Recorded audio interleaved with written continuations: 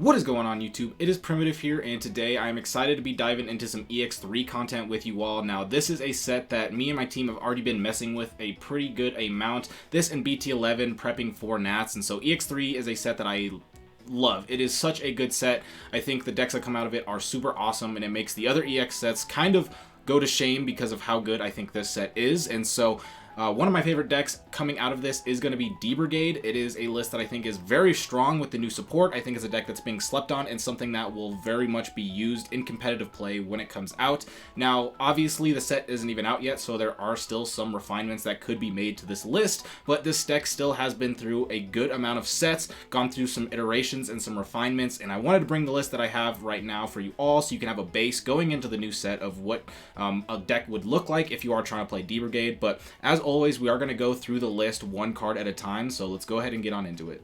As always, we're going to go ahead and start off with the Digitama. So the new Missimon first, we are playing this as a 4-of. Opponent's turn, we have another Digimon with D Brigade in his traits, and play this Digimon gains Reboot. So giving your Digimon Reboot is very powerful. This is something that will come up a lot. It makes it a lot harder for your opponent to remove the Digimon because they can't then just naturally swing over it. So this is a very good card. We have seen people play things like Toy Agumon to give Reboot, but now we get it in the Digitama slot, so we don't have to actually take slots away from our main 50 to get Reboot. So this card is very, very strong. And then we are just playing one Pagumon as the 5th egg. We want to be playing a 5th egg for the slower matchups, just in case you need to go to it. And I think Pagumon is just the 5th best egg because you are going to be able to search off of it. I think this is the best egg in the deck going up into the new Missimon, and so it only makes sense that this would be the best, the second best egg to play as a 1-of. So Pagumon, not as crazy. It is going to give you cards that you can search, but I like the Reboot a lot more. It's a lot more valuable, so we're just going to go with the 4-1.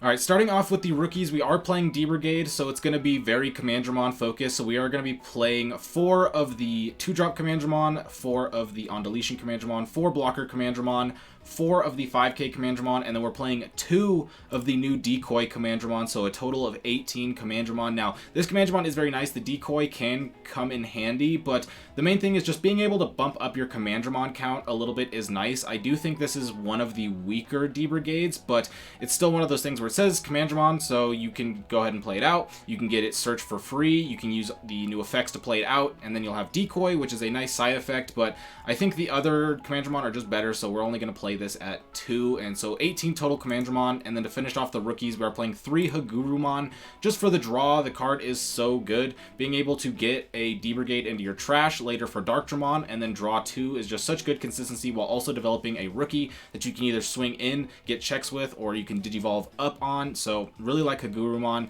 I liked the 21 rookie count. I was playing at 22, decided to cut down to 21, and I haven't really seen too much of a difference there, and so it did give me one extra slot to play another Tamer, which we'll go over later. Now we're going to go ahead and start getting on into the champions, and we're actually only playing 6. So we're playing the 2 Grumblemon because, one, it's a nice champion if you need to build up and you don't have Sealsdramon, but it's also just a hybrid to go on top of your Tamers and go for game. Now, I know that the champion count is going to look a little low, and then we go up into the ultimates and it's going to be a little low, and so on, but the thing is this deck is a very, very aggressive deck, and it's also a deck that searches a bunch, so you don't need as many pieces. So yes, it's going to look a lot lower, but this is kind of just Rookie Rush with a top end. So you kind of want to see it like that. And so since you're playing a more focused kind of like Rookie Rush aggressive deck, then you don't want to be putting as many cards into the top end. But as we go over these top end cards, you're going to see how strong they really are. So we are going to go next into the new EX3 Sealsdramon, which will have jamming, which is obviously already very good because you can swing with jamming. We saw the new Missimon, and so if you have Reboot, you can go ahead and swing jamming, Reboot on your opponent's turn, and then you can go ahead and swing in with jamming next turn. So jamming, very strong. This is like the XVmon of D Brigade,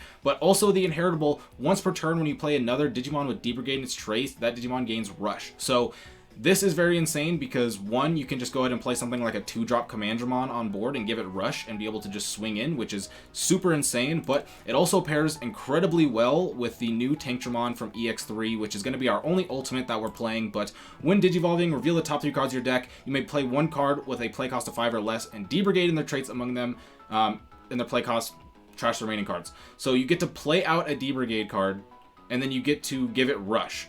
Then we have the Inheritable, which will come up because we do have some Megas to go on top of this Tankdramon, which is a little bit different than most D-Brigade decks. We normally don't play those ultimates, but you do have, when your turn once a turn, when one of your Digimon with D-Brigade and its traits attacks, you can reveal the top 2 and play a Commandramon. So again, this pairs really well because if you, let's say, go into a Mega, like the new Darkdramon, you can swing, play a Commandramon off of this effect with the Inheritable, and then give it Rush with this Inheritable. And so it just gives a ton of aggression.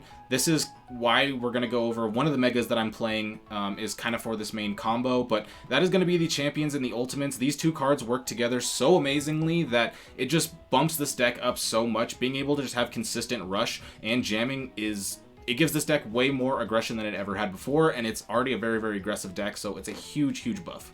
Next up, we got the Megas, so we are just playing 3 of the BT4. Darkdramon, still very good. You get to essentially rush for 3 by putting 5 D-Brigade on the top. And again, like I said, this is an aggressive deck where you just want to be going for checks. So Grumblemon and Darkdramon kind of work the same as some sort of late game finishers. But also Darkdramon is an infinite combo type of deck. You can just infinitely recycle Darkdramons off of each other and then never really deck out. And so that's really good versus control decks as well. So want to be playing this at least 3. But I never play this card at 4 really. I never really found it that good. And because we are playing some more top end, I wanted to definitely not play 4, so we're just playing 3 for consistency purposes and being able to find it. Then we're going to be having 2 of the new EX3 Darkdramon. Now this card is very nice, but I don't think it's that strong, which is why we're only playing 2. But when you would Digivolve, you can put up to 5 cards with D-Brigade and their traits from your trash to the top of your deck, and then each one you get to reduce the Digivolution cost by 1. So you can Digivolve into this for very cheap, which is nice because you can go into your Sealsdramon, put your Tankdramon on top, and then Digivolve up into this for very cheap, and then get these Inheritables going. So this card is very nice, but it isn't super insane because its main effect is when you play another Digimon D-Brigade in its trace, you get to delete a Digimon with a play cost lower than or equal to of the D-Brigade that you played, which comes in handy sometimes, but in this metagame, there's going to be a lot of big stacks, and you're not usually hard playing things that are big, except for the BT4 Darkdramon, which only comes out once, maybe twice a game. So the effect itself is relatively weak. The main reason I like it is because you can Digivolve into a Mega for very cheap and activate your Tankdramon effects, which is kind of why I like it. But I decided to not only play it at 2 because I found another Mega, Black War Greymon, to be very, very powerful because this has main Digiburst 2. You unsuspend this Digimon, so that doesn't seem like a lot at first, but this is very important because 1, you can go ahead and swing, get your Tankdramon effect, play something out, give it Rush, and then you get to get your swing in plus that Rush. Then you're going to be able to Digiburst this twice to be able to unsuspend. And not only is that going to give you extra aggression, but it also gets D-Brigade sources into your trash because these are only once per turn effects anyway. So if you're swinging in with the Black War Greymon, you can go ahead and Digiburst them to unsuspend to get that next check, and you don't really need the sources. You put those D-Brigades in your trash, now your Darkdramons are live because you can either Digivolve into this for cheaper or you can play this to rush. And so I found Black War Greymon to be very strong. This is something that I messed around with when I kind of first started playing the game, and I thought this was going to be very good, but it kind of fell off. But going into this new metagame, I found this to be very strong just because you get a lot more aggression. There's just a lot of ways to get aggression. I found this card to be one of the better Megas to abuse the new pieces that we get, and it makes it just a lot stronger.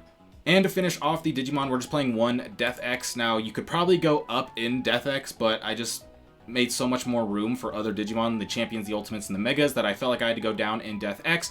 Plus, Crossheart is getting a hit, so we'll see. I feel like Death X is very strong right now because of the influx of Crossheart. Obviously, Death X is always going to be very strong, but I think it's even stronger now because of Crossheart, so we'll have to see how the metagame stabilizes, but this is definitely a card you could easily go up in.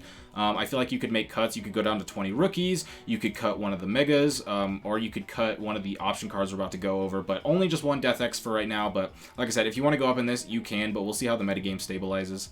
Next up, we got options, and it's going to be fairly simple, starting off with 2 Ultimate Flare and 2 Iron Fisted Onslaught as just our removal cards. Ultimate Flare obviously just is good for kind of things that need de-digivolving. Obviously, Alphamon will get hit, so maybe that won't be as prevalent, but things like D-Digivolve are really strong against Alphamon. Also, just being able to clear wide boards, because it deletes everything with a play cost of 3 or less, is very nice. But Iron Fisted Onslaught is also very good, because if your opponent has big stacks, this is a lot better. If your opponent plays out like 2 Death Exmon, you could pop them both for the cost of 1. But this card, I feel like, just has a lot more higher end potential, but not playing Ultimate Flare, I always kind of wanted to have it in there, so instead of just playing the Iron Fisted Onslaught, we did split between 2 Flare and 2 Onslaught. You could change this up to whatever ratio you really want. This is just what I felt the most comfortable in and what has kind of stuck with me as what I like. So again, I don't think this is really deck defining what ratio you play these removals at, but I like 2 and 2. And to finish off the options, we are going to be playing 3 Pride Memory Boost, which is just going to be very strong in this deck because you get to play something out for free while also being able to delay Gain 2 later and get some cards in your trash to, again, help with your Dark Dramons for later. So Pride Memory Boost is just super strong. I've played it at 4 pretty consistently, but I decided to cut down to 3. It just clunks up sometimes. Now that we're playing more cards that can't be played off of Pride Memory Boost because we have a higher top end, sometimes it doesn't feel as good, but early game being able to have this is so nice, and then being able to just delay and get extra memory helps with your turns so much. So definitely playing Pride for sure. And to finish off the deck, we will be having our Tamers, which is fairly standard. We are playing 2 Izzy, which I mentioned I added another Tamer in here earlier by cutting a rookie, and one of them was the second Izzy, just because I wanted higher consistency of finding a memory Tamer. This is really good because it's a memory Tamer that plays for 3, essentially, while also being able to rearrange your deck so you can kind of get better draws, or get to if the third card you're going to draw is the card that you want to draw next, well, you can just put it on the top. It helps a lot. Helps with just being able to set you to 3 so you don't get choked. So I wanted to go up to this. And then, of course, we are going to be playing 3 Kazu just because all of our Digimon are going to work with this. Be able to gain 1 memory at the start of your turn. So that helps with the memory gain with the things like the delay from the Pride Memory Boost, and the Izzy gives us all the memory that we need to be able to keep going. And then also, since we are going to be swinging with the cyborgs or machines, we are going to be able to suspend this to draw a card, discard a card, be able to get cards in our trash for the Dark Dramons once again, and cycle. So Kazu just makes perfect sense. There's no real reason to not play it in this list, but I only played at 3 because I didn't want to go super crazy with the Tamers because I feel like it needed to be more Digimon focused. So 2 Memory Tamers, 3 Kazus is what I found to be kind of what worked best for me. So that is going to be the list. This is EX3 D-Brigade. This is a list that I love. It is very strong. It's very consistent. D-Brigade is a deck that's been doing very well in the past couple metagames, and going into this metagame, it's going to do even better because the new support is just so good. So this is a deck I'm definitely considering potentially taking for Nationals, depending on how the North America metagame develops. But if you enjoyed, be sure to like and subscribe. Let me know down below what you like and what you don't like about the deck and what you would change, or let me know later if you come back and test the deck what you think about it. But I'll catch you next time for some more Digimon content. I hope you have a fantastic day. Peace out.